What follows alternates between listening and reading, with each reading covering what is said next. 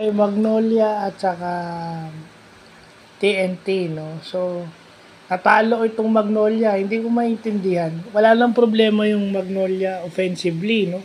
Pero defensively meron. Bakit hinahayaan nilang si Calvin Oftana, hindi sila nakapag-adjust buong laro? Alam nilang mainit itong si Calvin Oftana. Di ba? Alam niyang yun ang mainit kasama si RSJ. Calvin Oftana scored 42 points. Mostly on 3-point shots. Ang hindi ko maintindihan, kilala tong Magnolia pagdating sa depensa. Bakit hindi nyo madepensahan si Oftana? Kaso, one thing's for sure, na kapag kinontain mo naman si Oftana, yung ibang shooter naman ng talk intake ang mo-open para i-complement si RSJ. Not to mention, Aram is already back from his 1-game suspension. So si Aram naman yung big man naman ng TNT ang medyo magte-take advantage pagka naano mo yung shooter. You know? At saka hindi bakit maganda yung opensa nila. Si Lastimosa is maganda yung opensa, si Jerome maganda na itutulong na sa offense, kaya nga ang score nila is umabot ng 90.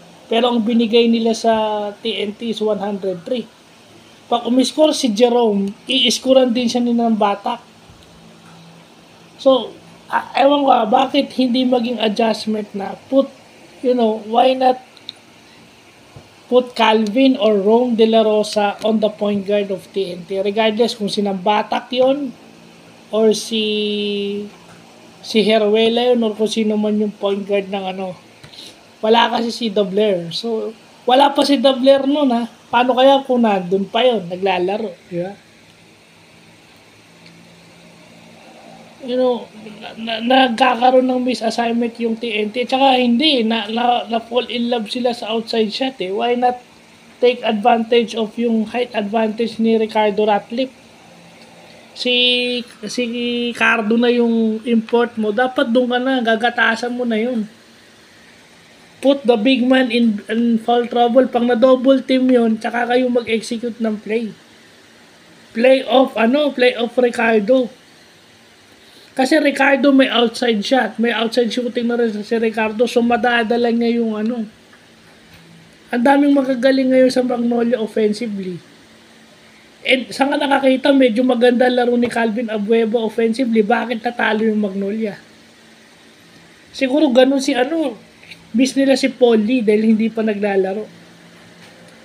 Wag wala ka talagang go-to guy. Malaki na yung Magnolia with Sanggalang and Ratliff there. Medyo controlled na yung inside eh. Kaya nga yung kumamada sila Oftana outside shot eh. 3 points halos, 4 point shot.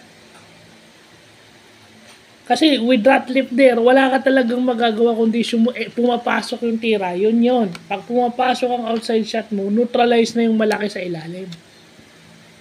Na kapag kayo naman yung nasa opensa, yun dapat ang pinupuntahan nyo. Wala, hindi na take advantage eh. Kahit yung Jello Rason, yung kakampi ni Kim Aurin sa Perpetual, medyo nakakatulong na rin yun.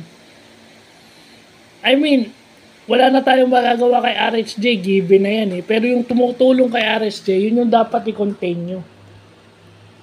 Kasi ang hirap talutin kapag yung isang local player ng TNT umiscore ng 40.